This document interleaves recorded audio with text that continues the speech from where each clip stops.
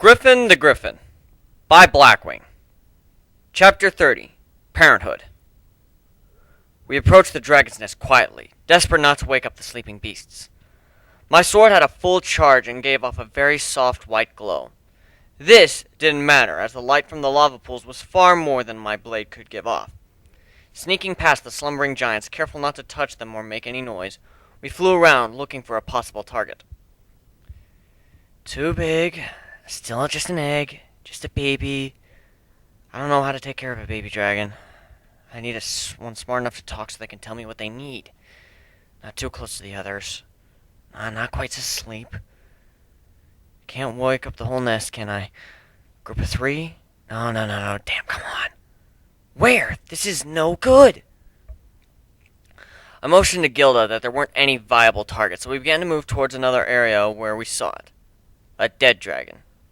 Dragons are normally solitary creatures, so when they come together in such a quantity in an area like this, they fight. And when they fight, they sometimes die. It's the reason dragons didn't breed out of control and take over the world, because they kept their own population in check. In fact, the entire animal kingdom does that. Humans are the only ones who spread so far on the planet they live on that it can't feed them all. Nuzzled up next to the dead body of a green dragon was a blue one, looking to be a little bit taller than Spike, sleeping soundly. I flew upwards with Gilda so we could discuss it. That little one down there, its mom or dad is dead. I can't tell the gender, although given that it's more slender than Spike, my guess is it's female. It's about the same height, maybe a bit bigger. You wouldn't be adverse to adoption, would you? That's right, play her little heartstrings like an instrument.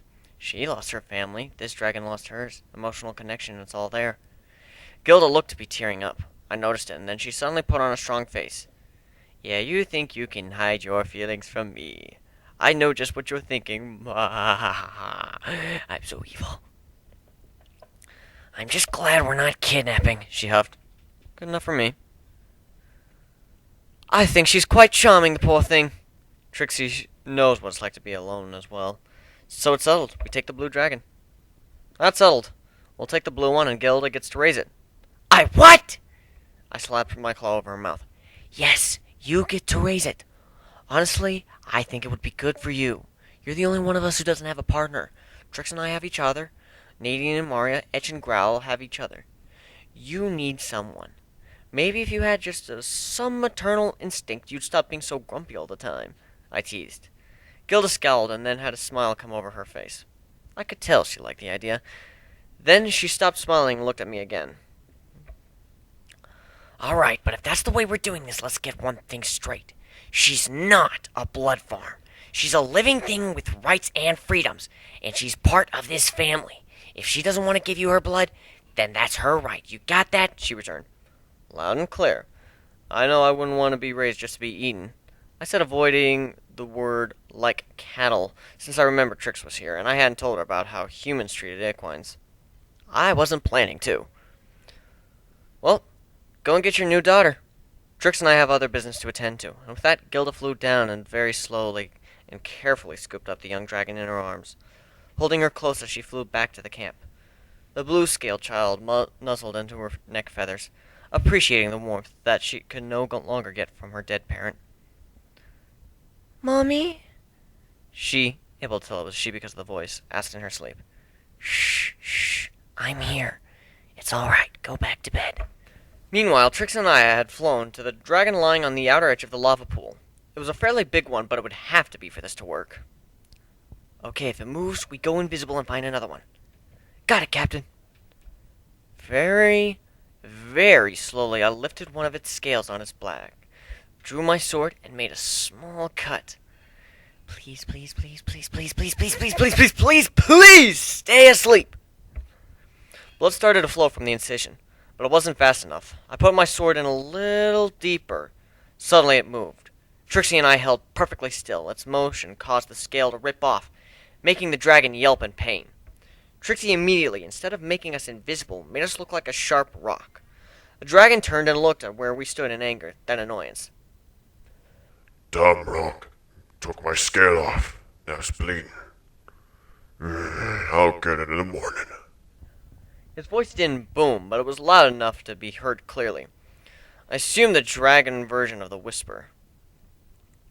He walked around in a circle a couple times, like a dog would, then laid back, farther down, making sure away from the sharp rock.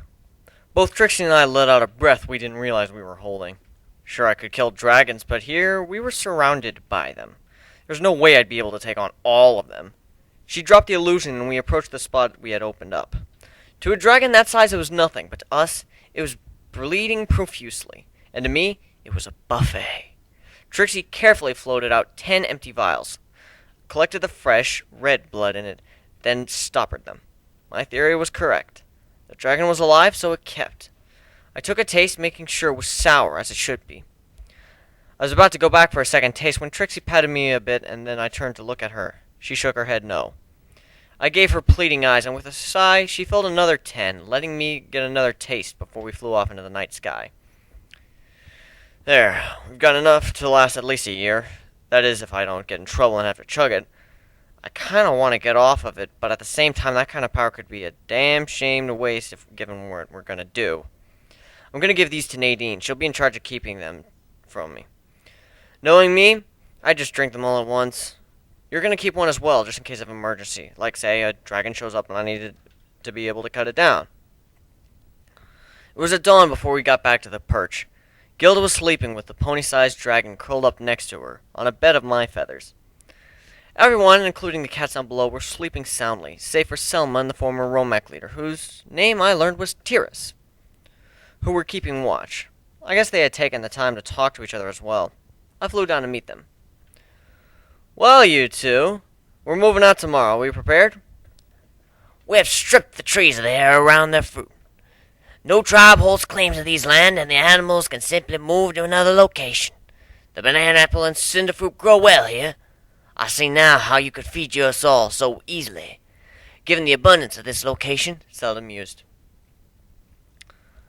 About this, are you sure you want to do this? It will be dangerous, and in all likelihood many will die in the battles to come.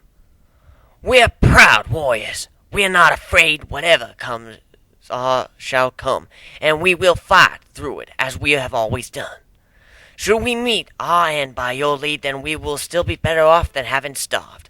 Surely we could make a new village here, but we do not forget our debts easily, and it would be wrong of us to simply send you on your way.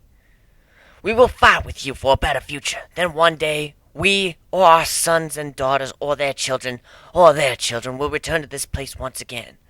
Until then, we follow you, Griffin of the North Sky. You have already told us of your brothers and sisters who are bound. To us, they are already family, and we will fight for our families. Good. Tell them to gather the supplies and wealth. At noon, we set out for Port Redstone. I flew back up to the top, just in time to see the blue dragon awake. Her eyes were red from crying, and she looked confused before she began to sob. Gilda suddenly snapped awake at the motions. Mommy? Where's Mommy? Oh, jeez, my heart. Shh, shh, shh. It's okay. Come here. Gilda wrapped her arms around the little dragon, trying to comfort her. What happened to my mommy? She fought that big meanie and then she went to sleep. Where is she? Tears started flowing again. I'm sorry. She didn't make it. It was hard telling her. I take it that her family was one of the rare ones in Dragon Society where the parents actually care for their children. I didn't know much regarding it, but it had been mentioned on a side note in a book that dragons guard their eggs until they hatch, then leave them to grow on their own. Of course, the one time the mother tries to protect her young, she dies off. Freaking typical. And a big ol' fuck you to you too, nature.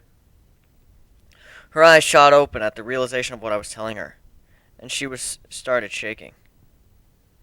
No, she's not. You're lying. You're lying. Where is she? She started to struggle, Gilda holding her in place. I wish I was. Listen and listen very closely because I won't say it a second time. Your mother is dead. She gave her life to protect you because she loved you. What do you think she would want you to do? I really hope this dragon wasn't too young for philosophy.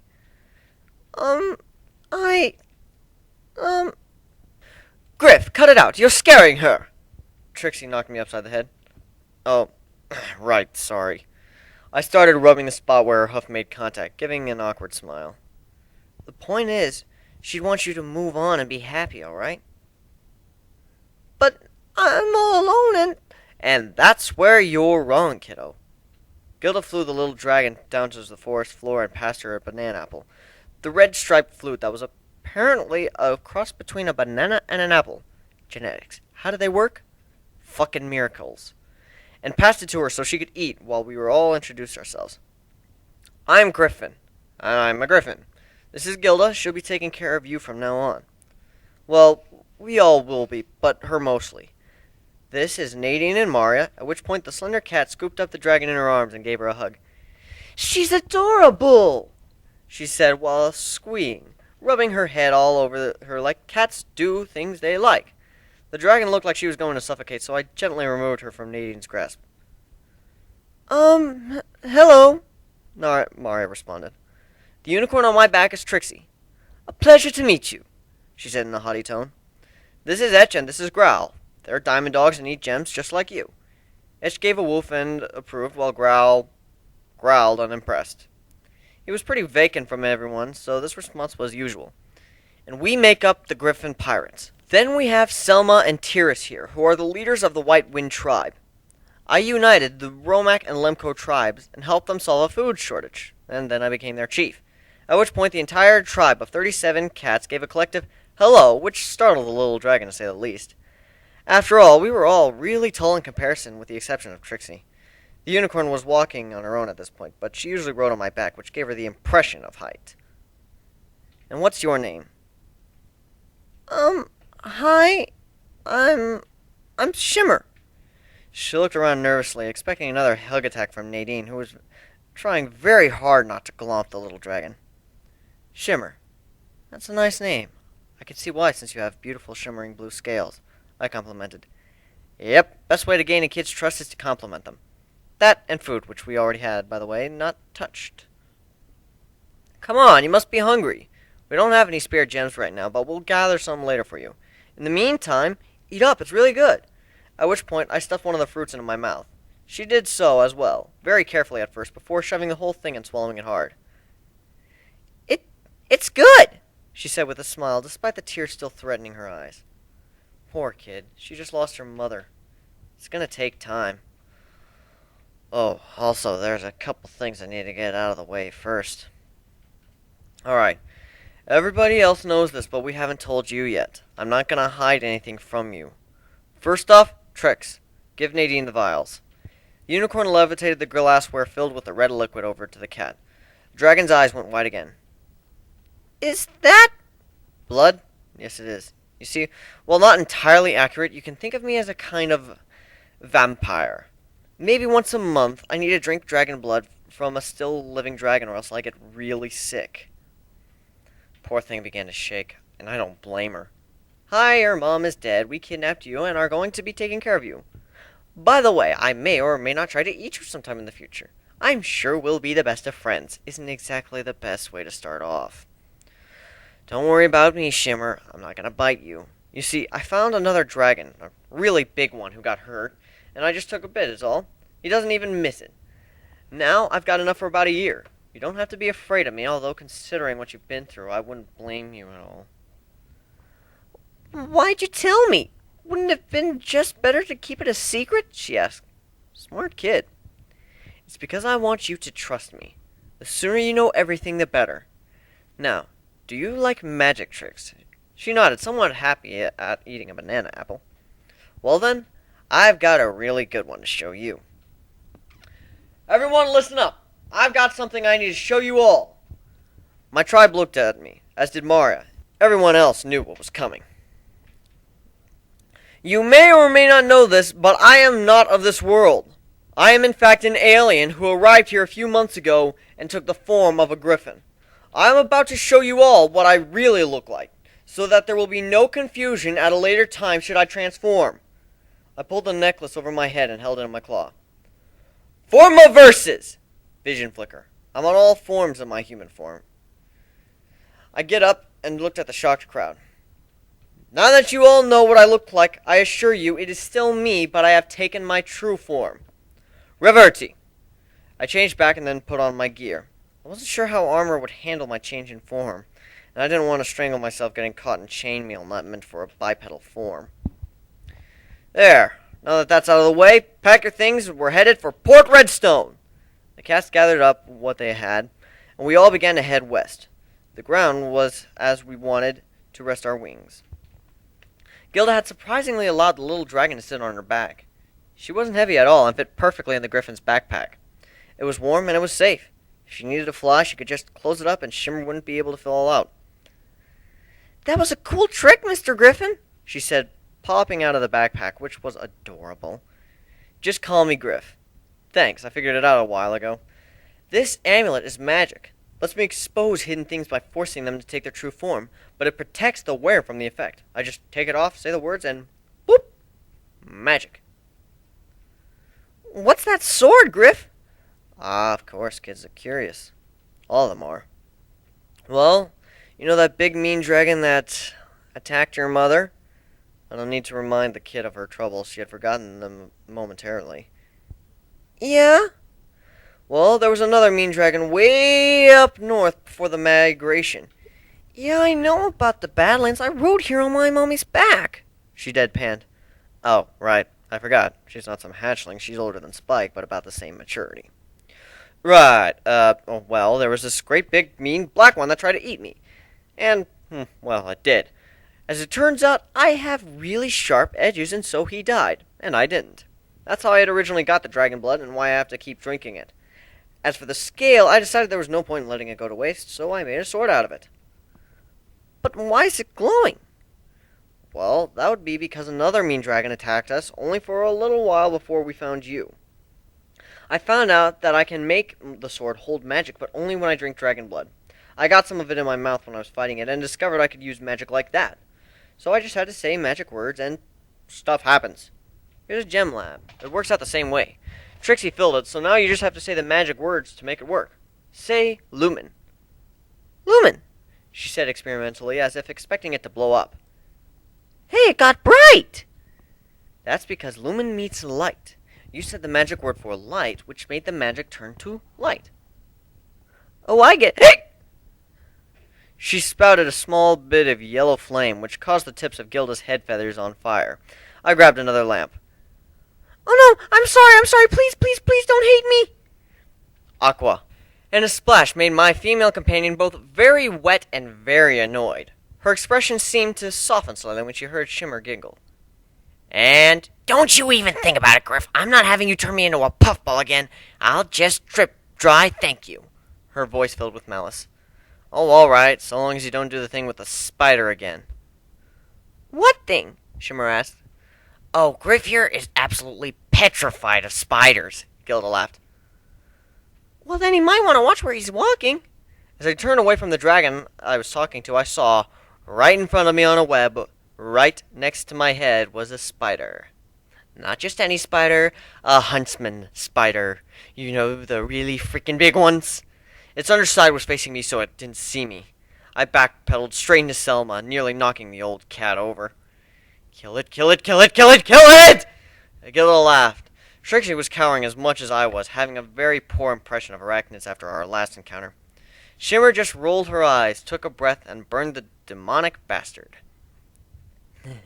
I have a new best friend, I muttered maniacally as I let Gilda go first, staying extremely close to the newest member of our family, perched upon her back. Dear Princess Luna, if someone is a fan of yours, are they technically a lunatic? Sincerely, Griffin.